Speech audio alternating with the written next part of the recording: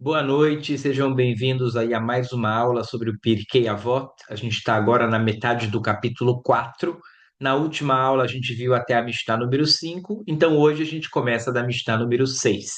Queria lembrar vocês que essa aula faz parte do material disponibilizado pela plataforma do Lilmod, que é parte do movimento Torah Mitzion. E você pode encontrar os canais do Lilmod e materiais em vários idiomas simplesmente procurando na internet pelo Lilmod ou então Lilmod em português, e você vai ver aí canal do YouTube, o próprio site do Torah Mitzion com o projeto Lilmod, com muitos materiais sobre diversos assuntos ligados a judaísmo, história judaica, Tanakh, Mishnah, Talmud, e também aulas que acontecem frequentemente. E se você quiser ficar sabendo mais sobre essas aulas, você também pode fazer parte do grupo de WhatsApp do Lilmod em português.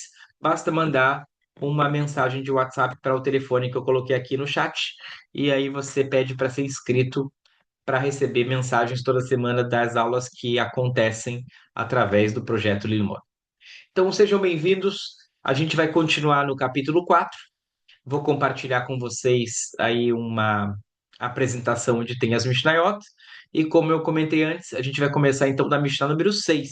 Se você está chegando agora, pode olhar as aulas gravadas. A última aula terminou na Mishnah número 5.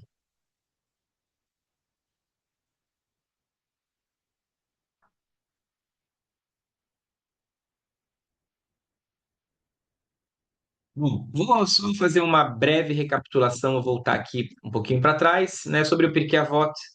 A gente já falou desde as primeiras aulas que o assunto principal do Pirkei Avot é a ética, a orientação sobre a conduta que a gente deve ter nas situações da vida, sobre a sabedoria, sobre as relações interpessoais, como uma pessoa tem que se comportar para ser mente, para ser um bom ser humano, para ser um bom judeu de acordo com as orientações da Torá. E a gente viu que o formato da Mishnah é dividido em capítulos, e cada capítulo em Mishnayot, que são os ensinamentos.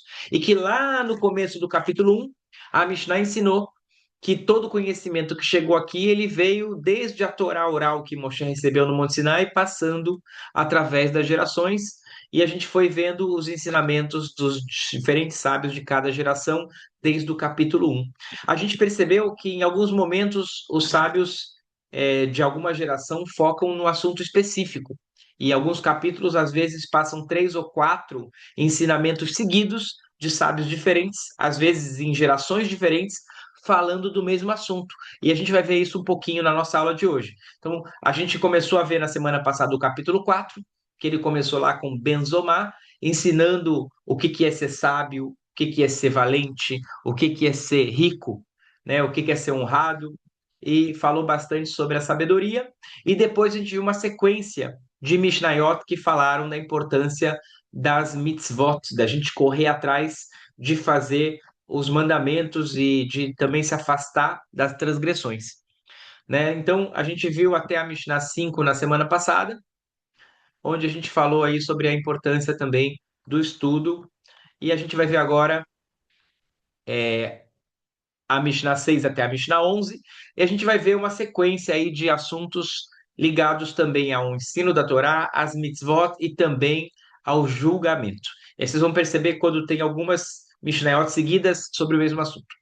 Então, a Mishnah 6 diz o seguinte: Rabi Yossi Omer, Rabi Yossi ensinou, Kola mechabedet a Torá, quando você honra a Torá, gufo mehubad alabriot.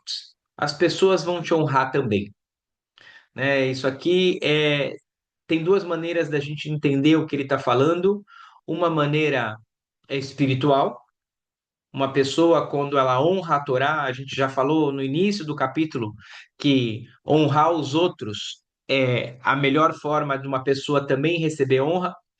Quando você honra a Torá, espiritualmente isso te eleva, e a gente sabe que, de acordo com o judaísmo, existe um mundo espiritual, a Kabbalah fala muito disso, um lado místico. A gente, quando honra a Torá, nossa alma muda, a alma do mundo muda, então as pessoas nos honram também. Essa é uma maneira de ler. E a outra maneira de ler é falando do mundo material. Então a gente pode ler isso pensando no impacto espiritual, que quando você honra a Torá espiritualmente, isso te eleva e faz com que as pessoas também te respeitem, mas também tem aqui um lado material. As coisas têm causa e efeito, né? Então, quando a gente se preocupa em seguir as leis da Torá, quais são as leis da Torá? Ajuda os pobres, ama o teu próximo como a ti mesmo, honra teu pai e tua mãe. No Shabat, para de trabalhar um dia por semana, não precisa trabalhar todos os dias o tempo todo, para um dia, fica com a tua família. Uma pessoa que vive de acordo com a Torá, que respeita a Torá, que guarda os mandamentos da Torá, essa pessoa, todo mundo vai olhar para essa pessoa e vai falar: poxa, olha só, posso até não concordar, uma pessoa pode não ser judeu e falar isso aqui tem que ser respeitado. Olha como essa pessoa merece respeito pelas coisas que ela faz, pelas coisas que ela acredita.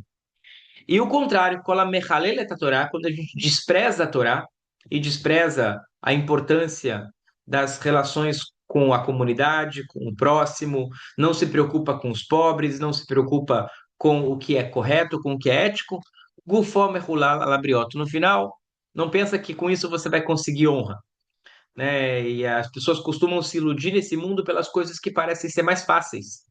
É muito mais fácil não fazer do que fazer. É muito mais fácil ignorar o sofrimento de outro do que parar a tua vida e ir lá ajudar uma pessoa que está precisando de ajuda.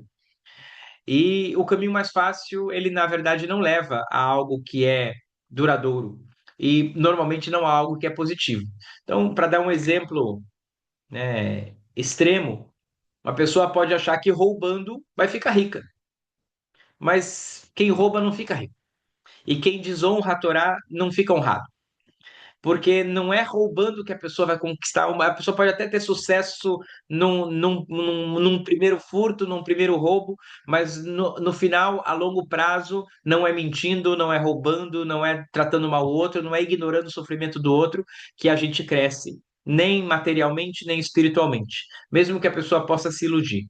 É justamente através do caminho da Torá, através de um caminho de ética, de se preocupar com o outro, embora muitas vezes pode parecer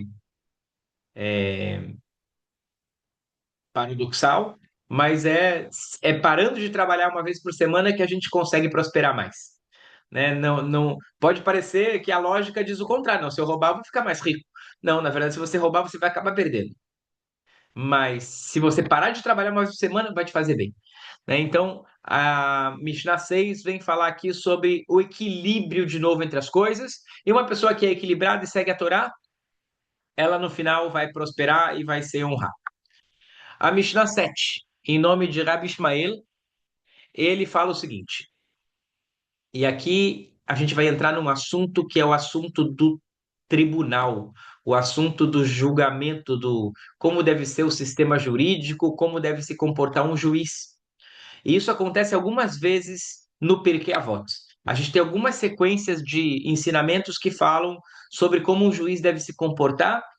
Nossos sábios explicam que, embora a Mishnah possa estar falando para os juízes que eles têm que se comportar assim, esses ensinamentos também são importantes para a gente, porque a gente também é chamado na nossa vida a, às vezes, tomar decisões e julgar coisas, e a gente tem que tomar decisões, e as mesmas regras que podem valer para um juiz num tribunal, a gente também devia seguir. Apesar de que as regras dos juízes são extremamente rigorosas, eles têm que ser muito corretos, não podem receber nenhum tipo de vantagem. As regras judaicas para um tribunal, elas são muito, minuciosas. Por exemplo, é proibido receber, obviamente, está escrito na Torá que é proibido receber suborno. E a gente tem várias histórias de rabinos que eram juízes de alguma questão e que se declararam impedidos para julgar uma pessoa porque essa pessoa, por exemplo, dava bom dia para ele de manhã, isso alegrava ele e ele considerou que ele já não era mais imparcial para julgar. Um juiz tem que ser muito parcial, tem que ser muito correto. E Rabi Ishmael vem falar agora sobre a maneira como a gente tem que olhar e como um tribunal tem que olhar e como uma pessoa tem que olhar para os julgamentos. E ele fala o seguinte: a quem se abstém de dar um veredito, de ditar uma sentença, de, né, dar uma sentença final para algum caso jurídico, porém mimenu eivav vegaz elushvat shav. Ele evita injustiça, ele evita roubo, ele evita juramentos em falso. Do que ele está falando, eu vou explicar. Embora a Torá ensina que a gente deve ter julgamentos justos, a Torá também ensina, e os nossos sábios reforçam isso em vários lugares do Talmud, que a gente tem que evitar os julgamentos. Tem uma frase na Torá, é o início do capítulo 21 do livro de Shemot, do livro de Êxodo, está escrito Ve'ele Amishpatim. Esses são os julgamentos que você deve julgar. E os nossos sábios falam que Ve'ele Amishpatim, que a palavra Mishpatim é uma abreviação. Mishpatim quer dizer sentenças, vereditos. E que essa palavra é uma abreviação. Mishpatim, Mem, Shin, Pei, Tet, Yud, Mem. E Mishpatim quer dizer mitzvah, é um mandamento. Segunda letra, Shin, Shei Yaseh, que a pessoa faça. Depois a letra Pei, Pshará, um acordo. Tet, Terem, antes. E Yaseh, Yud, que faça um mishpat, um julgamento. Quer dizer, a palavra mishpatim é a abreviação de toda pessoa deve procurar fazer um acordo antes de fazer um julgamento. É muito melhor fazer um acordo, é muito melhor resolver conversando do que no litígio, do que na briga, na disputa e no tribunal. Porque mesmo que um tribunal ele é sábio, mesmo que um tribunal vai procurar julgar da melhor maneira, o tribunal pode errar, são seres humanos. E eles podem ditar um veredito errado. E eles podem, no veredito deles, acabar causando roubo, porque eles podem, digamos que tem duas pessoas brigando, um fala para o outro que ele emprestou R$ 1.000 e o outro não devolveu, e o outro fala que devolveu, e os juízes verificam bem e eles tomam a decisão que ele não devolveu e que ele tem que pagar de novo, e ele já tinha devolvido, só que ele não tinha recibo, e como ele não tinha recibo, não pôde provar, e aí o tribunal fez ele pagar, agora o tribunal acabou causando roubo no mundo, porque ele pagou uma coisa que ele não devia e o outro roubou dele e usou o tribunal para roubar. E o tribunal conversa com as pessoas e fala: olha, vamos fazer um acordo. Você está dizendo que ele está devendo, ele está dizendo que não. Não tem acordo, não dá para dividir, não dá para perdoar essa dívida, ou então você não quer pagar e resolver e não levar isso para o tribunal, né? Já que você não tem recibo, então tá, então paga de novo. Porque se a pessoa aceitou pagar de novo, não é roubo. Ele falou: puxa, fui bobo, não peguei o recibo, da próxima vez eu vou pegar. Mas vou pagar o dobro. É a pessoa que aceitou. Se o tribunal julgou, o tribunal cometeu uma injustiça. Se a pessoa aceitou parcelar, foi um acordo. Pode não ter sido o melhor acordo, mas foi um acordo e os dois aceitaram. Então, quando você consegue que as pessoas façam as pazes, mesmo num caso que um tem razão, o outro não tem, é muito melhor do que julgar. O julgamento pode levar ao roubo. A segunda coisa que o julgamento pode levar é ao juramento desnecessário, porque normalmente, quando ninguém tem prova nenhuma de nada, o tribunal não obriga a pessoa a pagar. Tem uma regra no judaísmo que é a motzimi haveró alavaraya. Quem quer cobrar alguma coisa, ele que tem que provar. O ônus da prova recai sobre quem está cobrando. E se a pessoa não pode provar, então o outro não tem que pagar. Mas ele faz um juramento de que ele não está devendo. E se ele estiver mentindo, o tribunal forçou a pessoa a jurar e a pessoa vai mentir. Claro que não é culpa do tribunal que a pessoa está mentindo, mas a gente quer um mundo com menos mentira. Então, forçar pessoas a jurarem, pessoas podem acabar, isso pode acabar trazendo mais mentira para o mundo. Então, quem se abstém de fazer julgamento está ajudando o mundo, removendo do mundo roubo, injustiça e juramentos em falso. VH se libou a e quem ao contrário, tem gente que gosta. Fala assim, não, vamos resolver na justiça. Vamos, né? E tem juízes que gostam também de escrever um voto e poder falar e poder mostrar o conhecimento dele o jurídico. A Mishnah fala, isso é arrogância e orgulho.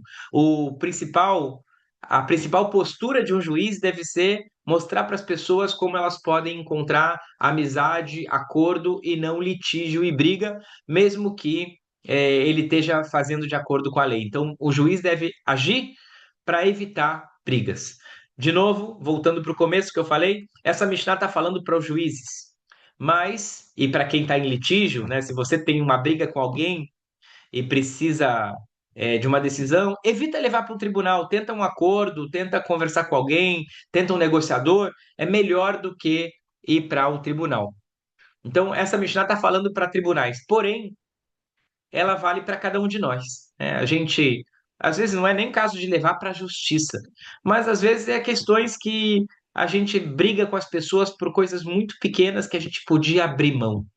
E abrir mão, se abster de julgar, se abster de disputar alguma coisa, remove do mundo inimizade, remove do mundo roubo e remove do mundo juramento desnecessário. Então, pensa duas vezes, né? Mesmo que você não é juiz, você é só um aluno da escola que está brigando com seu colega para sentar na melhor cadeira que está mais perto do quadro. Ou que está mais longe do quadro, depende de que tipo de aluno quer sentar no fundão. E você está brigando com outra pessoa, e aí você fala que você tem razão porque você chegou mais cedo na escola, e o outro fala que aquele lugar é dele porque ele tinha deixado o estojo, e os dois dizem que tem razão, em vez de levar isso para briga, para coordenação, para outros colegas, para fazer julgamento da classe, abre mão, se abstém, fala, "Ó, tá bom, então vamos fazer assim. Essa semana você fica, semana que vem eu fico. Ah, não, eu quero ficar sempre, tá bom, então fica sempre. É muito melhor abrir mão da briga, porque isso remove do mundo a inimizade, o roubo e o juramento. A propósito do assunto dos julgamentos, ele também ensinou. Alti Dani Hidi. Nunca seja o juiz sozinho de um julgamento. She'en Dani Hidi, ele é errado. Porque só tem um juiz no mundo que ele pode julgar sozinho, que é Deus. Só ele pode julgar sozinho, porque só ele é infalível. O ser humano, mesmo julgando em grupo, em colegiado, ele pode falhar. E ele pode cometer uma injustiça. Então, no judaísmo, nunca um tribunal tem um único juiz. Todo tribunal rabínico tem pelo menos três juízes. Por que três? Por que não dois? Ah, não pode ser um, porque um, o único que julga sozinho é Deus. Não pode ser dois, porque se for dois, pode empatar, né? E a razão do assunto ter chegado, infelizmente, chegou numa briga, numa disputa, é para que o juiz possa decidir. Se você colocar dois e um falar inocente, outro falar culpado, ou um fala tem que pagar, outro fala não tem que pagar. Então, estamos na mesma, continua o impasse. E para evitar o impasse, então, todo tribunal rabínico sempre tem número ímpar. E, portanto, o menor tribunal tem que ter três juízes. Tem tribunais de 23 juízes, tem tribunais de 71 juízes, mas o menor tribunal tem três juízes. E Rabi Ismael falou isso daqui é muito bom, porque a gente tem que conhecer nossas limitações e a gente tem que também aproveitar o conselho de outras pessoas. Então ele fala o seguinte, e aí eu vou voltar daqui a pouquinho para dizer, olha, ele está falando para um juiz, um cara que estudou pra caramba, que ele é juiz, que ele tem a causa de uma outra pessoa, de duas pessoas na mão dele, uma coisa importante, mas esse ensinamento não vale só para o juiz, vale para nós, como pais, como marido, como esposa, como amigo, como colega, como funcionário, isso aqui vale para cada um. Ele fala o seguinte, nunca julga sozinho. E mais, al tomar kiblu dati, nunca diga, porque você está num colegiado, são três juízes. Você já tem certeza que está certo. Você não pode falar para os outros juízes, olha, é como eu estou dizendo, votem como relator. Eu estou falando o que eu estou falando certo, votem junto comigo. Não pode fazer campanha. Você fala a tua opinião e eles vão falar a opinião deles. Não tenta influenciar o que, que o outro vai dizer, não tenta impor a tua razão ou a tua opinião. She'en rasha'im velo atah, porque eles é que têm direito de dizer a opinião deles e não é você que vai dizer para eles o que, que eles têm que votar. Senão, para que, que tem três juízes? Se o mais forte dos três, ou mais velho dos três, ou mais sábio dos três, vai dizer para os outros o que votar. Não pode fazer isso. Inclusive, na lei judaica tem uma coisa interessante que quem vota primeiro é o juiz menor. Então, se tem três juízes, e um é um senhor de 80 anos que é muito, muito, muito sábio e que já está sendo juiz há 40 anos, e o outro é um jovem juiz, o menor, o mais jovem da corte, vota primeiro. Porque se o mais velho votar primeiro e falar eu acho que é inocente, o outro, ou eu acho que é culpado, o outro não vai ter coragem, o mais jovem não vai ter coragem de falar que pensa diferente. Então, quem fala primeiro é o mais jovem ou o mais inexperiente. Ele fala primeiro a opinião dele porque a gente considera que é mais improvável que os mais velhos e mais experientes vão se influenciar ou vão se sentir coagidos a votar como mais jovem, porque não pode coagir outra pessoa a votar como você. E aqui eu volto no que eu falei antes, que embora essa Mishnah de Rabi Ishmael esteja aconselhando juízes, esse é um conselho para todos nós, né? A gente também precisa aprender a ouvir outras pessoas. Ouvir outras pessoas, deixa a pessoa falar primeiro, escuta, né? Não pensa, não julga sozinho e não pensa, meu julgamento é esse e tal, e a gente às vezes quer tanto falar o que a gente pensa que a gente não esquece de esquecer. A gente quer dizer para os outros, aceitem a minha opinião. E isso não é bom. Não é bom no julgamento e, em geral, não é bom na vida. Você dizer para os outros, aceitem minha opinião. É melhor ouvir, né? Porque quem decide aqui é a maioria, não é a sua opinião que vai prevalecer. Aliás, em todo julgamento judaico, quem decide é a maioria. E quem decide a lei judaica, a Halakha, também é sempre a maioria. Tem uma história muito, muito famosa no Talmud, que está contando sobre Rabi Eliezer, que ele era um grande, grande sábio. Essa história chama a história do Tanur Shelachnai, do forno da serpente. Ele não é de serpente, ele é feito de concreto, de pedra, mas ele tem um formato de anéis, como se fosse uma estrutura de uma serpente, das costelas. E tem uma discussão no Talmud, não vem ao caso aqui a lei específica que eles estão discutindo, ela tem relação com pureza e impureza, porque em geral na lei judaica utensílios podem ficar impuros se eles tiverem contato com alguma impureza, mas coisas muito simples, coisas naturais nunca ficam impuras. Uma pedra, um galho de árvore nunca fica impuro. Se eu pegar esse galho e eu transformar ele numa vasilha, numa colher, aí é outra coisa. Aí já é um utensílio, ele pode ficar impuro. Se eu pegar esse garfo de madeira e ele tiver contato com impureza, impureza normalmente tem a ver com contato com a morte de alguma em algum nível, ele fica impuro. Mas o galho não. A pedra não. As coisas virgens, as coisas simples da natureza nunca ficam impuras, porque senão todas as pedras do mundo a gente teria que pensar que talvez elas estão impuras, porque pode ser que alguém uma vez morreu e o corpo ficou em cima de uma pedra que está no chão e aí aquela pedra ficou impura. Mas pedras nunca ficam impuras. A discussão sobre esse forno é porque o forno é de pedra, só que se você pegar as pedras e transformar num tijolo e fizer um forno, ele vira um forno, e aí ele pode ficar impuro. E a discussão é se aquele forno que ele era encaixado, não tinha cimento, ele era encaixado e desencaixado. Parecido com um forno iglu desses de pizza, só que sem cimento, como fazem as churrasqueiras no interior, que a pessoa só empilha os tijolos e depois que fez o churrasco pode desempilhar o tijolo e usar para outra coisa. Esses tijolos empilhados são uma churrasqueira ou é só tijolo? E você apoiou a carne lá, depois se tira. É uma boa, boa discussão. E eles estão lá discutindo, e Rabi Eliezer fala a opinião dele, os sábios, que são a maioria, eles falam que não, e Rabi Eliezer fala que sim, e eles começam a discutir, e Rabi Eliezer fala: se a lei é como eu digo, se eu tenho razão, eu quero que as paredes do Beit Midrash, as paredes da casa de estudo, comecem a tremer. E as paredes começam a tremer, se inclinam, até que vem Rabi Yoshua, manda parar essa bagunça, fala para eles irem brigar lá fora, eles saem da casa de estudo, vão lá fora, e os sábios, que são a maioria, eles falam para Rabi Eliezer, eles falam para esse rabino chamado Rabi Eliezer, eles falam para ele: as paredes não decidem qual que é a halahá, qual que é a lei judaica. Não são as paredes que decidem o que que é certo e o que que é errado. Quem decide é a maioria. Está escrito na Torá, Acharei Rabim Leatot. O tribunal tem que seguir o que a maioria pensa, e não o que a parede falou. Não é a parede que decide, né? E Rabi Eliezer continuou e falou: não, vocês têm que aceitar a minha opinião.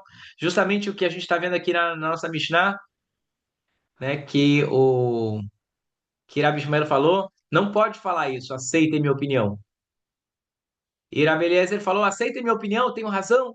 E eles falam, não, não tem, a maioria já votou. E Rabi Eliezer falou, se eu tenho razão, eu quero que a água do rio corra para trás. E o rio, que a água desce de acordo com a gravidade, do mais alto, do lugar mais alto para o lugar mais baixo, a água começou a correr para trás. E falaram para ele: olha, a água do rio não decide nada. Quem decide é a maioria. Você não pode falar, aceitem minha opinião, fazendo milagre por aí, não importa. O que a maioria pensa é isso daqui, é a gente que decide. E ele fez mais um milagre, até que ele fala: tá bom, quer saber? Se a Allahá, se a lei, nesse caso do forno, é como eu digo, eu quero que venha uma voz do céu e diga quem tem razão nessa discussão e como que é a lei. E aí está escrito que veio uma voz do céu e falou: a lei é como Rabi Eliezer, em tudo que ele diz, ele tem razão. A lei é como ele está falando. E os sábios falaram para Rabi Eliezer: olha, muito legal, mas a voz do céu não manda nada aqui embaixo. Quem manda é a maioria. Está escrito na Torá que a gente tem que fazer um julgamento justo, que o julgamento justo é feito pela maioria. A maioria já falou o que pensa. A maioria decidiu que é assim que vai ser a lei judaica e pronto. Não importa o que a voz, muito obrigado aí, voz lá de cima, mas a gente já decidiu aqui embaixo. E o Talmud termina essa história dizendo que nesse momento Deus que Kivyahol, como se ele pudesse, né, sorrir. Deus não tem corpo, está em todo lugar, mas que Deus sorriu e falou: Nitzchuni Banai, Nitzchuni Banai. Ele, meus filhos têm razão.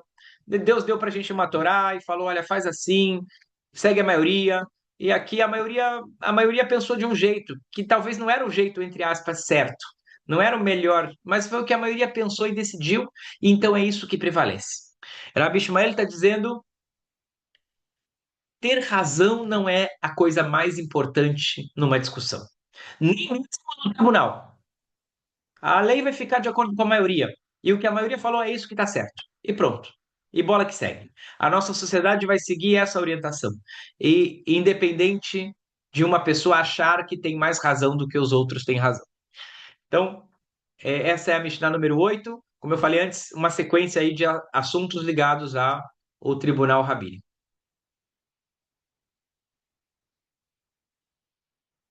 E Mishnah 9 volta, e a gente vai ver também agora uma sequência, para o assunto da Torá e dos mandamentos. E a Mishnah 9 fala o seguinte: Rabi Yonatan disse: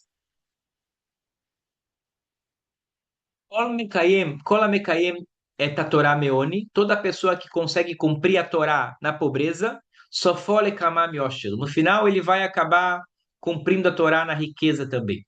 Quer dizer, de acordo com Rabi Yonatan, o ser humano tem uma escolha.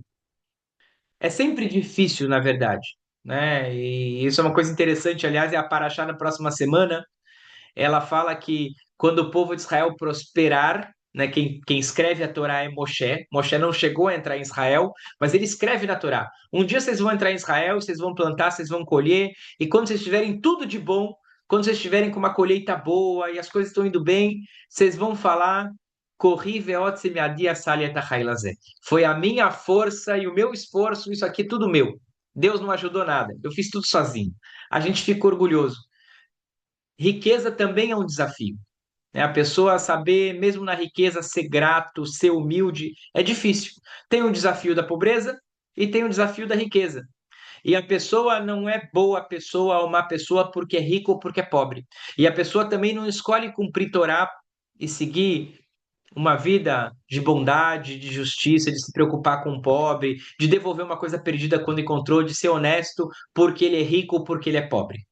E aí vem Rabi Yonatan e falou: por isso, nunca usa isso como desculpa, nem a pobreza nem a riqueza, de falar: eu infelizmente sou muito pobre, preciso trabalhar no Shabat. Não precisa trabalhar no Shabat. Uma pessoa, porque é pobre, não precisa roubar, não precisa trabalhar no Shabat, não precisa ignorar o outro, não precisa falar. É a mesma coisa a pessoa, porque é rica, não tem que ser nariz empinado, não tem por que falar feio com outra pessoa, não tem por que achar que é dona das coisas. Nossas escolhas estão na nossa mão. Então, o Rabi Yonatan falou: quem cumpre a Torá quando é pobre, não se preocupa, porque no final vai acabar cumprindo com riqueza. E aqui, de novo, tem duas formas de interpretar essa Mishnah, ou que é riqueza, Que a gente quer, gente. Então ou que você vai nós estamos ligar, você falando de pode uma fazer 10 parcelas do cartão. Aí, Paulo, eu não tenho cartão. riqueza. Tem outras coisas para você pagar. que é interessante é você dividir a parcela minha, porque tem 80% de desconto, e mais. Hoje, presta atenção, volto a dizer, para todo mundo, 80% de desconto com Gente, que eu vou só colocar aqui no mudo. Aí.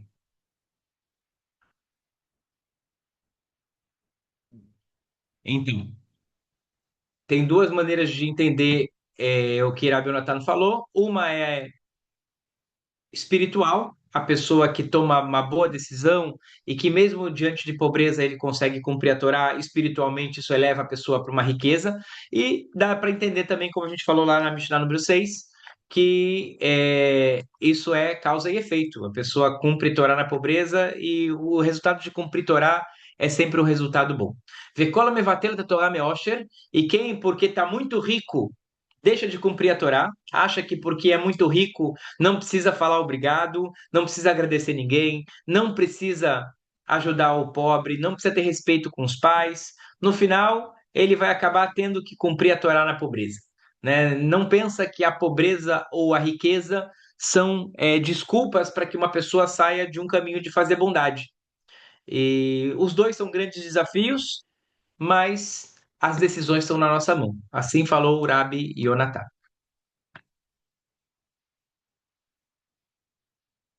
A gente continua com o Rabi Meir, e ele fala do mesmo assunto. Na verdade, que é um assunto que já teve lá no capítulo anterior, que é o assunto do equilíbrio, né? Sobre trabalho, estudo de Torá, o que é mais importante na vida, e cada coisa tem o seu lugar. A Mishnah já falou lá no capítulo 3 que uma pessoa tem que viver uma vida com derech eretz, com um caminho de equilíbrio entre o mundo material e o mundo espiritual, que é um caminho de equilíbrio entre o estudo e a prática.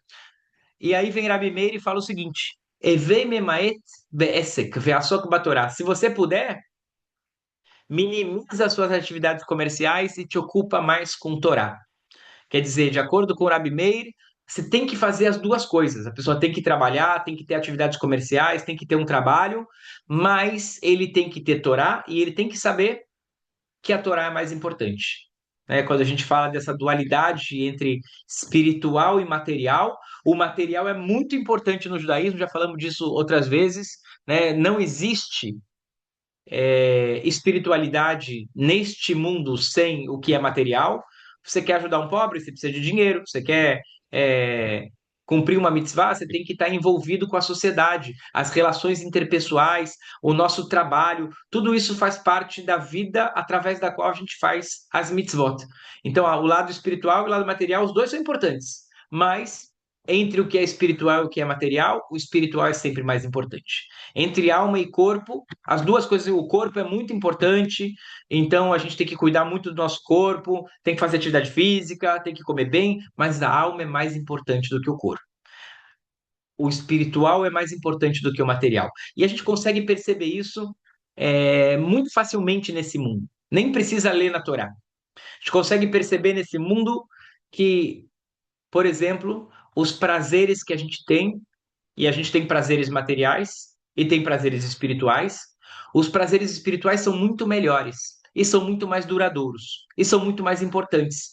Quer dizer, um prazer material como comer doce de leite. Quanto tempo de prazer uma pessoa tem comendo doce de leite? 10 minutos? 20 minutos? Ninguém tem 2 meses de prazer comendo doce de leite. Se você comer mais do que meia hora, você para de ter prazer e começa a ter dor, começa a ter repulso. Nenhum prazer físico dura muito. E também, quanto maravilhoso pode ser um doce de leite. Por outro lado, prazeres espirituais, como, por exemplo, ajudar uma pessoa ou passar no vestibular. A pessoa passou no vestibular. Quanto tempo de prazer isso pode te dar? Pode te dar horas, pode te dar dias de euforia. Os prazeres espirituais duram muito mais e são muito melhores e muito mais importantes que a gente. Porque Deus que criou esse mundo, criou também nosso corpo, criou o que é espiritual, criou o que é material. Ele fez o mundo de uma forma que a gente consegue perceber, mesmo nas coisas físicas, que o espiritual é mais importante que o material. Qualquer pessoa consegue perceber isso. Né? Coisas espirituais duram para sempre. Nossa relação com as pessoas, naquilo que é abstrato, é muito mais poderoso do que tudo que há de material no mundo. E, portanto, o Rabi Meir falou, olha, o material é importante, teu trabalho, comércio, tem a lojinha, abre a lojinha. mas saiba que se você puder, diminui o tempo na lojinha e aumenta o tempo de estudo de Torá. O tempo que você se dedica à espiritualidade, porque esse mundo tem um propósito. E o propósito está na alma e não no corpo. Ele está no estudo da Torá, ele está no cumprimento das mitzvot e não em ficar o dia inteiro na lojinha. Se você ficar nesse mundo 120 anos vivendo para ficar na lojinha o dia inteiro, todos os dias, de segunda, de domingo a sexta, todos os dias na loja, 10 horas por dia. Então você passou 120 anos nesse mundo e você fez pouca coisa importante, né? A não ser que dentro dessa lojinha, nesse tempo, você esteja estudando Torá. Mas se você estuda mais Torá e se você pratica mais mitzvot, a sua vida ganha outro peso, outro impacto nesse mundo, porque o mundo tem um propósito e esse propósito é majoritariamente espiritual. Inclusive, tudo que tem de material no mundo é para elevação espiritual. Ve'avej faruach bifnei kol adam. E seja sempre humilde. Mesmo que você estudou muito e sabe muito, seja humilde. Seja humilde. Se você tem dinheiro, seja humilde. Se você é sábio, seja humilde. Se você tem alguma habilidade, seja humilde. Humildade é diferente de baixa autoestima. A gente está escrito na Torá que Moshe, nosso líder Moisés, Moshe Rabbeinu, ele era o homem mais humilde do mundo. Mas ele sabia que ele era o líder do povo judeu, ele sabia que ele tinha que ensinar a Torá, ele não deixou de ser o líder e de liderar as pessoas porque ele era humilde. Humildade não quer dizer que ele pensava sobre si mesmo que ele era ruim, que ele era uma porcaria, que ele não vale nada. Humildade é o contrário. Humildade não é baixa autoestima, é ao contrário, é saber exatamente quem você é. E saber que tudo que a gente tem, na verdade, é, a gente deve muito a outras pessoas e deve muito a Deus. E quanto mais consciência a gente tem do quanto a gente deve aos outros, o quanto a gente deve a Deus, o quanto a gente está conectado com os outros, quanto mais consciência a gente tem disso, mais espírito humilde a gente tem. E o estudo da Torá ajuda a pessoa a ser mais humilde. Veim batalta minatorá, e se você se afastar do estudo de Torá, você vai perder muita coisa, né? Negligenciar a Torá acaba te negligenciando de muitas coisas boas na vida.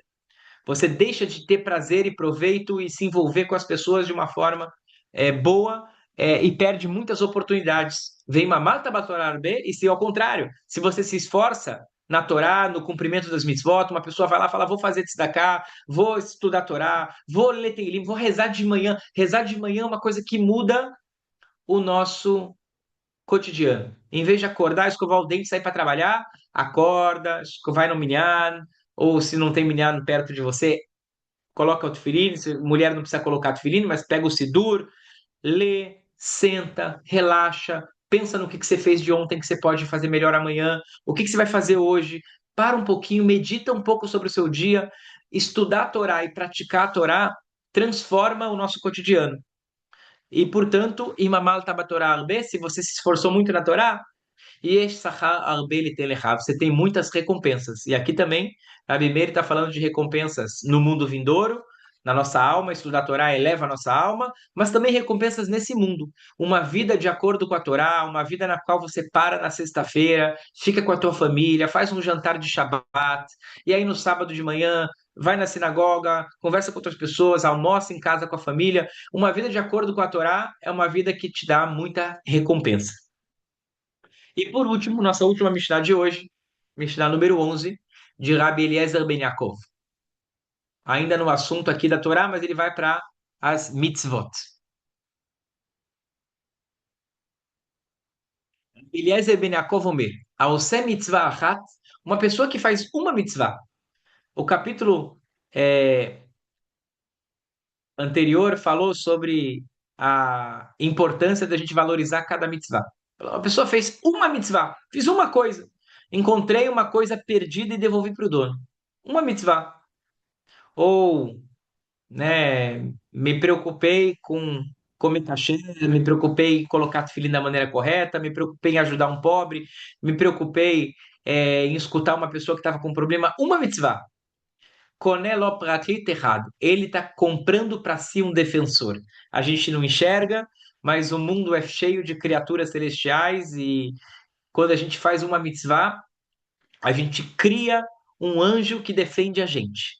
E o dia que acaba o nosso tempo no mundo, depois de 120 anos, nossa alma, quando chega no lugar de repouso dela, no lugar que ela tem que ir, tem lá um defensor para falar: ó, essa alma aqui teve um dia que ele fez aquela uma mitzvah. E esse defensor é criado só por causa dessa ação. Ve'alver haverá ahat, e quem faz uma transgressão, conela o categória errada, está criando um acusador. Quando sua alma chega onde tem que chegar, tem lá um anjo que vai dizer: olha, teve tal dia que essa pessoa fez uma coisa errada, tratou mal o vizinho, ou pegou uma coisa que não devia ter pego, que não era dela. E tem lá um acusador que foi criado no momento dessa ação. Porém, você pode falar, bom, então, puxa, uma vez a gente mentiu, uma vez uma pessoa fez uma. Todo mundo é humano, a gente faz coisas erradas. Fala, não se preocupe, tshuva umaasim tovim, kitrim mipnei apuranut. Keteris, mipnei apuranut. Ou